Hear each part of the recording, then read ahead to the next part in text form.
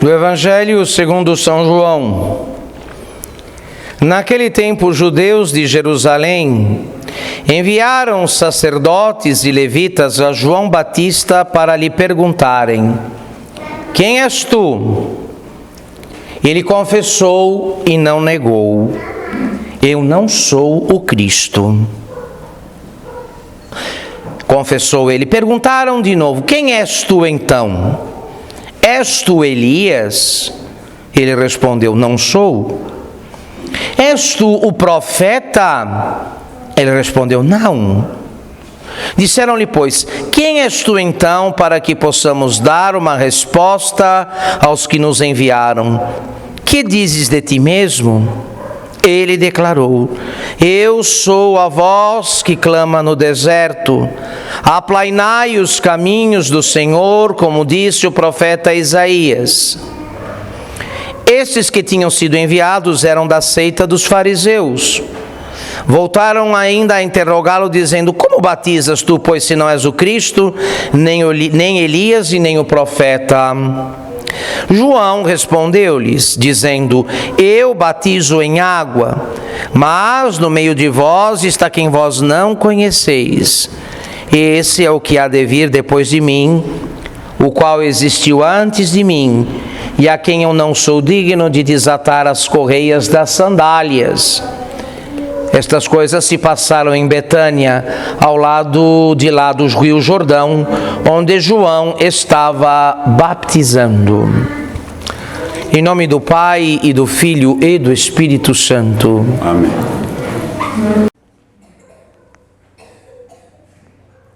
Alegrai-vos sempre no Senhor. Repito, alegrai-vos. Que a vossa modéstia seja conhecida de todos os homens. O Senhor está próximo. Nada vos preocupe, mas, por meio da oração, fazeis subir até Deus os vossos pedidos. Rezou o introito desta missa, retirado da carta do apóstolo São Paulo aos Filipenses, capítulo 4, versos de 4 a 6. Alegrai-vos incessantemente no Senhor. O apóstolo aqui abre uma janela que poucos sabem que existe. Uma janela conhecida de poucas almas, mas que uma vez aberta e acessada, permite a contemplação, uma contemplação que é mãe desta alegria incessante, sobre a qual rapidamente vamos falar.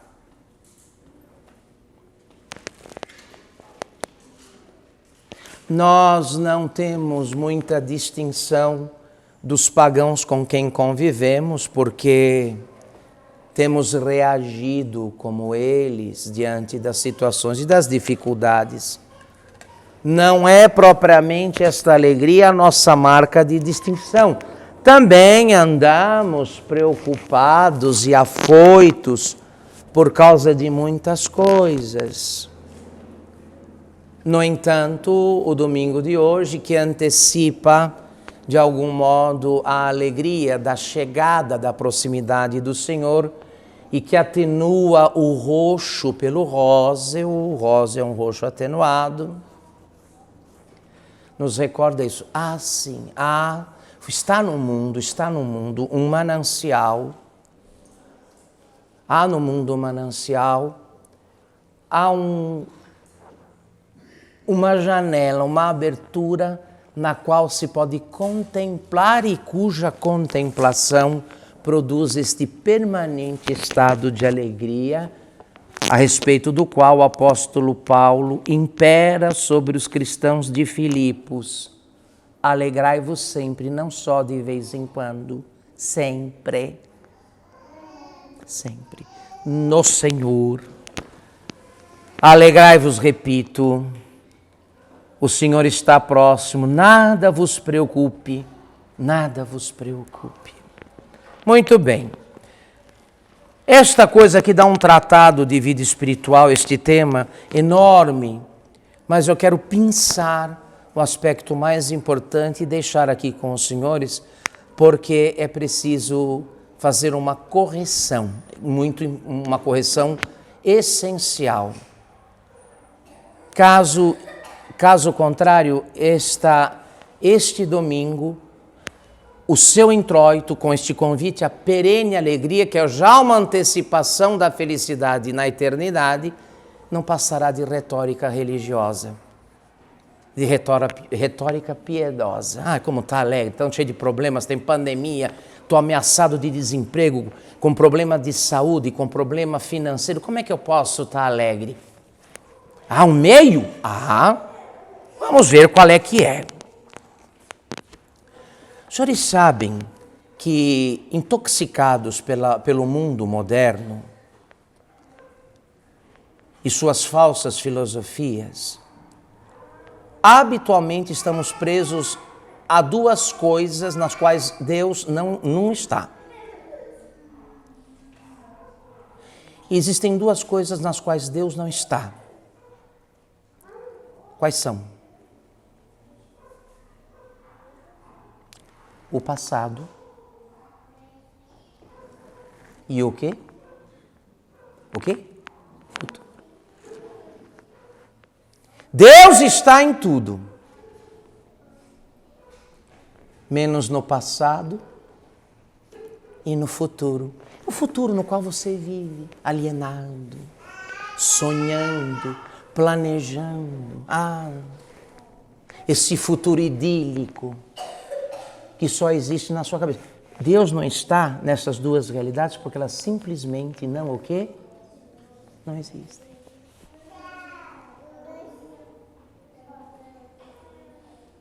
Lá onde, pela imaginação, pela fantasia, quiçá pelo delírio, habitualmente nos encontramos, Deus não está. Deus não está aí, meu irmão. Você me desculpe a minha franqueza ácida, mas Deus não está no que não existe mais e não pode não existir. Do passado, para o passado não podemos voltar. E o futuro é uma mera hipótese. O que é que você tem do futuro para viver nele? Você não tem nada. É uma mera hipótese, uma mera possibilidade e praticamente investimos o melhor do que temos e somos, o melhor das nossas energias no futuro, numa mera hipótese. Segundo o que nos ensinam as Sagradas Escrituras e os nossos santos, os nossos doutores, Deus só existe e age numa realidade chamada hoje. Não queira empurrar Deus para o que não existe. Deus não está mais, Deus não está no passado, ao qual você ficou preso por uma nostalgia pueril ou por incontáveis frustrações. Deus não está neste seu passado e nem está nesse seu futuro, porque boa parte daquilo que chamamos de futuro não passa de delírios e ilusões bobas. Primeira coisa, quem quiser contemplar, quem quiser acesso a esta contemplação que produz esse estado perene de alegria, que não é retórica apostólica, não é retórica do apóstolo, mas é uma realidade por ele vivida, que vai dizer em outra ocasião: eu exulto de júbilo, eu me regozijo em todas as minhas tribulações. Por quê? Porque o apóstolo estava onde Deus permanentemente está. Como é que você quer gozar os benefícios de Deus se você nunca está onde Deus está.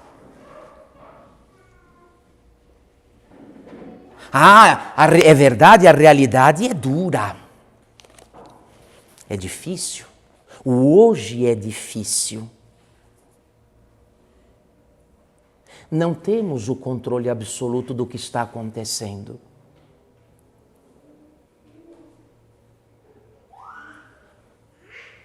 Ele é difícil, porque ele nos escapa de certa maneira. Mas foi o tempo que Deus escolheu para estar e para agir. Então, quem quiser gozar os benefícios da presença de Deus, da graça de Deus, do poder de Deus, deve procurá-lo onde ele se encontra. E Deus só se encontra num tempo chamado hoje. Porque os outros dois assim chamados tempos, passado e futuro, não existem para ele. Só na nossa fantasia. Um pela nostalgia ou pelas frustrações, pelos remorsos, o outro pelas ilusões. Desculpe, saia daí, porque aí Deus não está. Nem no teu passado e menos ainda no teu futuro, porque estas coisas não têm essência. Não existem. Se alguém souber onde tem o futuro, me avise para eu ir visitá-lo. Não sei o endereço dele.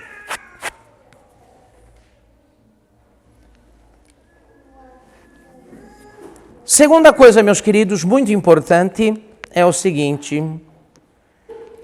Por causa desta inadvertência, vocês vejam, o delírio a loucura do mundo moderno, projetou toda a realização humana para o futuro. Tudo. Boa parte das pessoas estão vivendo em ordem a um futuro, um suposto futuro. É lá que está a felicidade delas, é lá que está a realização delas, ali é que está tudo o que é bom no futuro. De fato, pode haver tudo lá, segundo a sua imaginação, menos Deus. Menos Deus. E se Deus não está ali, então o que ali está, nada é. Nada é. Nada é.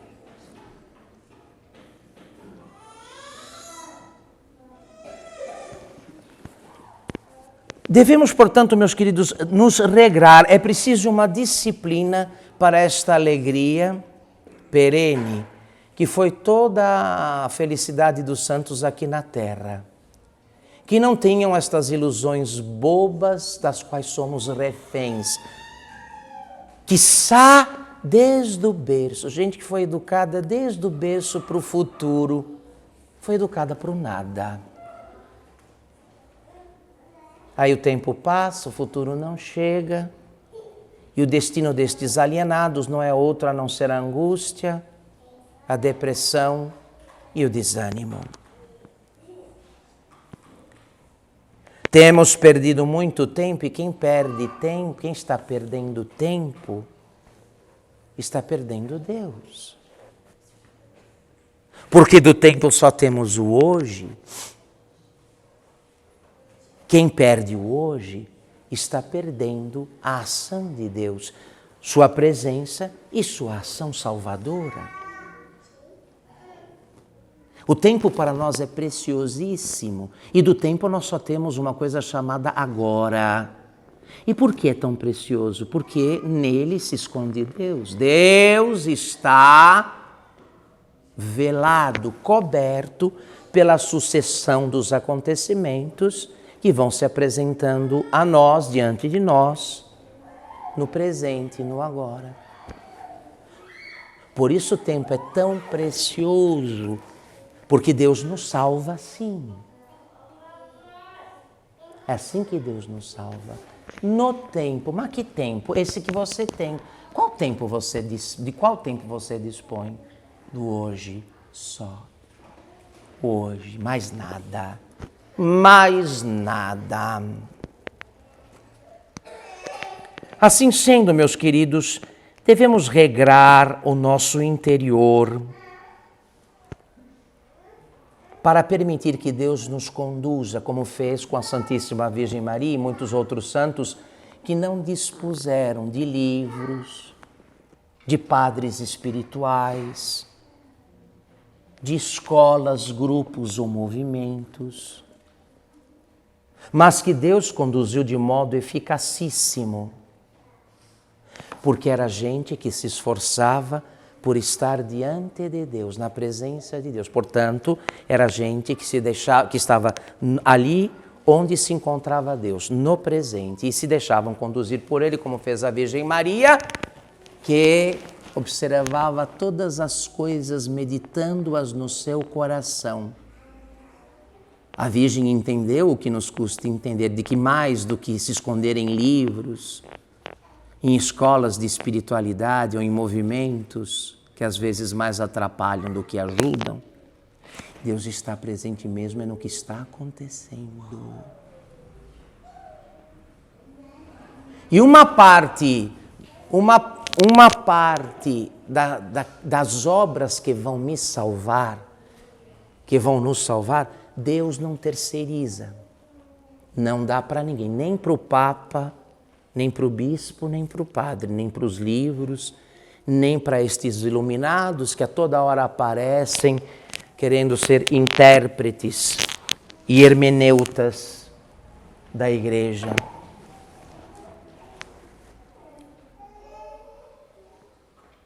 Uma parte da nossa salvação, Deus vai realizar pessoalmente, vai realizar na sucessão dos acontecimentos. Então é preciso estar onde Deus está, meu irmão. Você lamento, entendeu? Ainda mais agora em tempos dispersivos como os nossos, quando está todo mundo se projetando lá para a ceia de Natal, para a festa do Réveillon, para as viagens de férias. Meu Deus de misericórdia, olha o tempo perdido.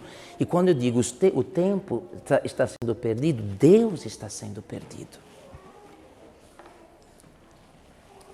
Quem está sempre projetado para a hipótese dos eventos e dos acontecimentos não se dá conta da presença de Deus. E não se dando conta, impede que Deus o conduza, que Deus o oriente, fica à mercê de suas fantasias e ilusões.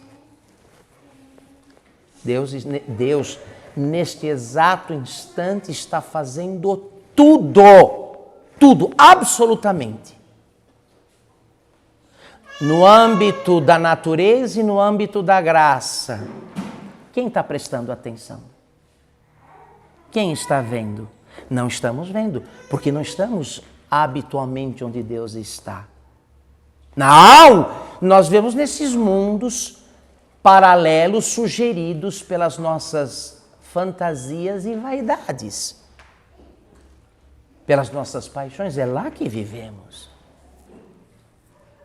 Eu não gosto, padre, eu não gosto da realidade do que acontece agora, porque não é o que eu imagino, não é o que eu quero. Pois é, meu irmão, minha irmã, não é o que você imagina, miserável, não é o que você quer, mas é onde Deus está. Que pena, né? Que pena.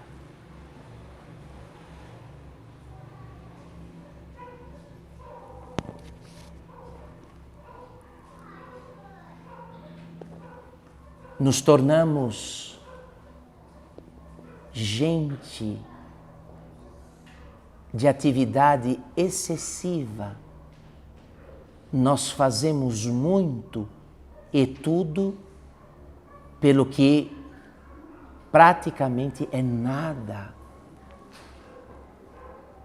Você corre um risco muito grande de desperdiçar a sua existência, porque quem vive fazendo só pelo futuro, para o futuro e em nome do futuro, quem investe suas melhores energias para um amanhã distante e improvável, pode estar apostando no cavalo errado. Apostando no cavalo errado.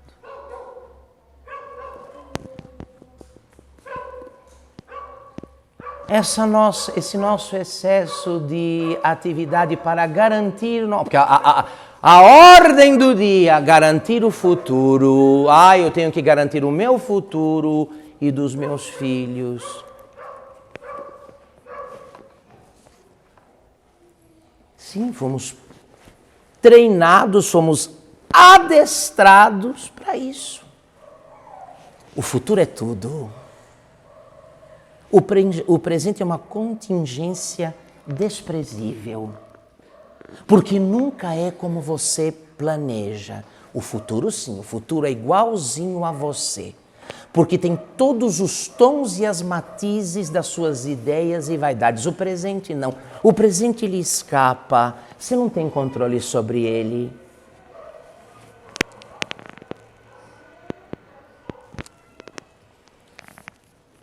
Temos, portanto, uma atividade excessiva que só serve para agitar e desorientar o entendimento.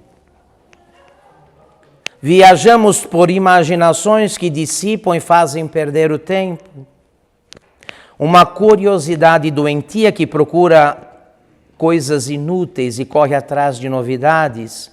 Enfim, estamos presos ao passado e ao futuro, que nos distraem do presente, portanto, que nos distraem de Deus.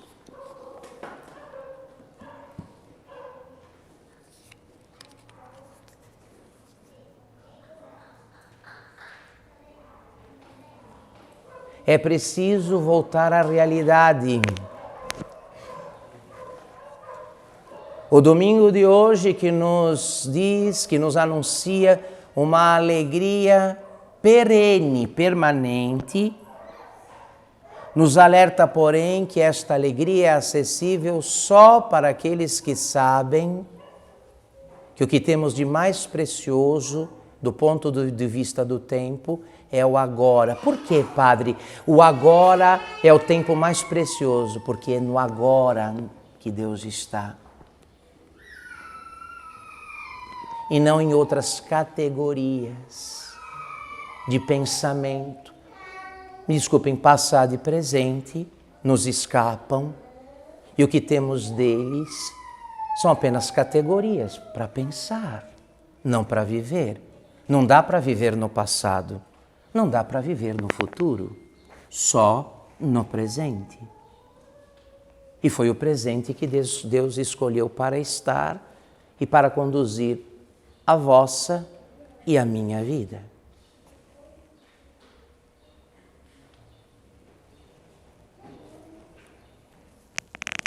É preciso fazer esta correção de rota, porque tá bem que do ponto de vista da doutrina sejamos católicos, mas é preciso ser católico também do ponto de vista da vida conforme a ordem que Deus estabeleceu para ela. Portanto, há uma ordem para o crer, e eu suponho que os senhores que estão aqui nesta missa tradicional respeitem rigorosamente a ordem do crer, mas também há uma ordem para o viver, que não podem ser negligenciada. Muita gente, para crer, é católica, professa de modo irrepreensível cada um dos pontos, cada uma das verdades de fé, mas para viver não. Infelizmente, para viver adota os esquemas mundanos. E o mundo está convencido que o que merece ser chamado de vida, o que vale a pena, é o que vai acontecer depois. Não o que está acontecendo o quê? E com esta sutil tentação, sutil, muito bem urdida pelo diabo, do ponto de vista da vida prática, ele consegue nos afastar, o diabo consegue nos afastar de Deus. Porque raramente você está onde Deus está. Simples assim.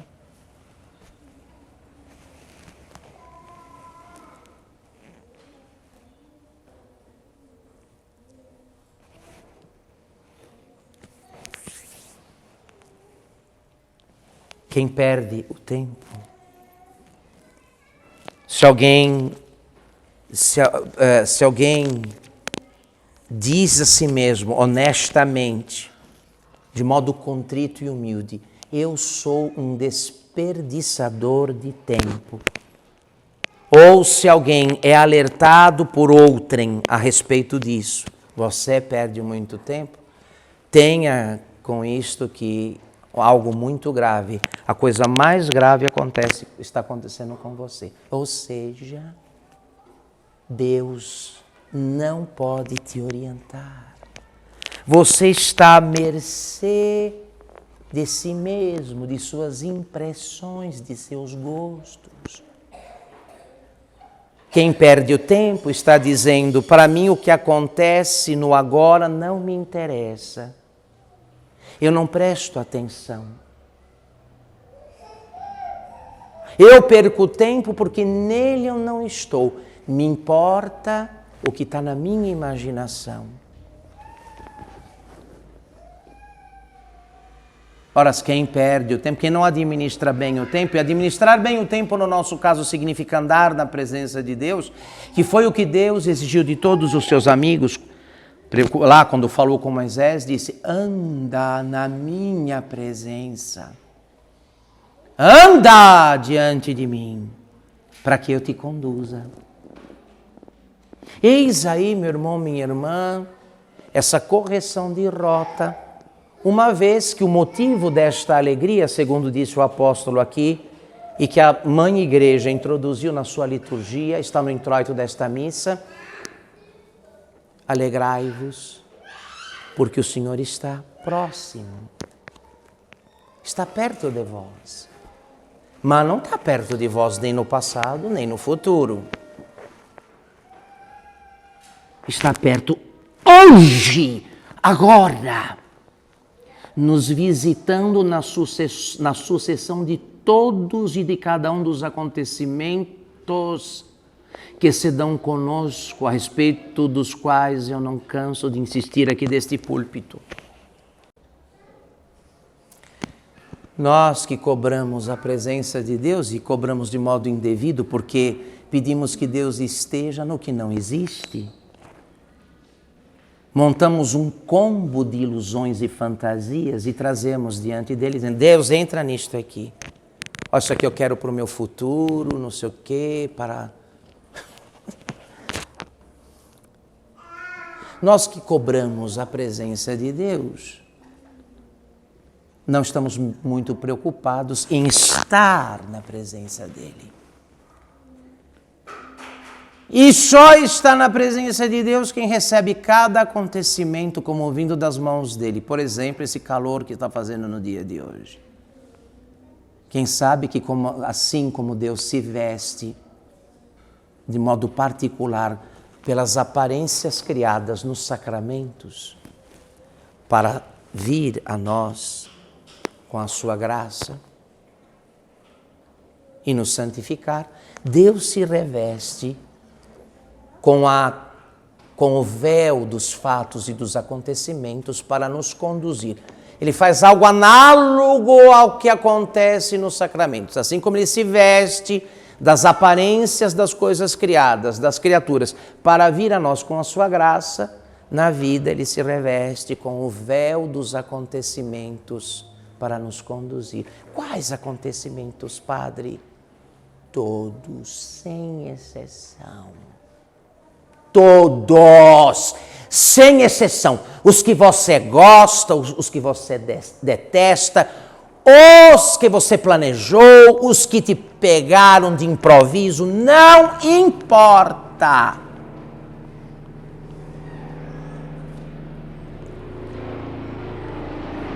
E eu lamento, assim como aí a sociedade brasileira se lamenta dos famosos dessa categoria sociológica chamada de analfabetos funcionais. Eu lamento a igreja tomada de analfabetos espirituais, que sabem ler Deus e ver Deus nos livros, nos tratados,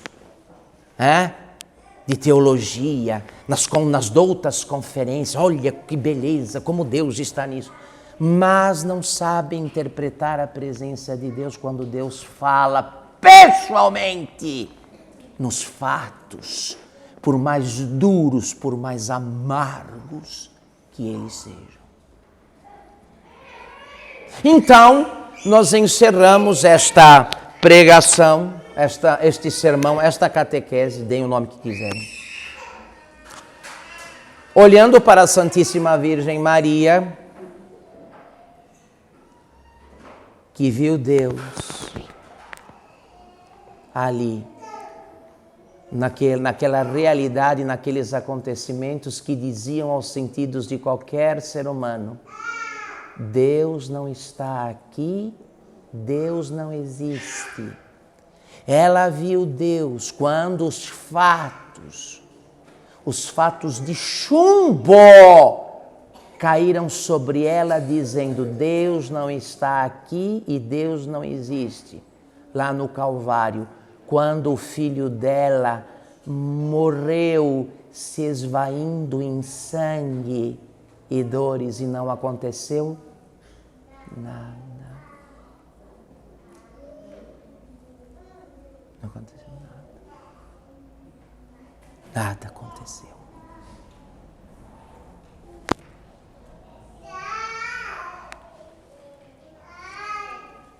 O Calvário, que é o argumento do ateísmo. O que é o Calvário? É o argumento do ateísmo. Como Deus existe? Se Deus existe, como é que uma coisa absurda e brutal acontece assim? Como? Como? Deus não existe. Ou se existe, não está aqui. Abandona os homens e os seus fiéis na hora da maior precisão. É isso o que o Calvário fala aos sentidos. Mas a Virgem Maria, diferentemente de nós, sabia muito bem que Deus se veste com o manto, com o véu, com a nuvem de todos os fatos.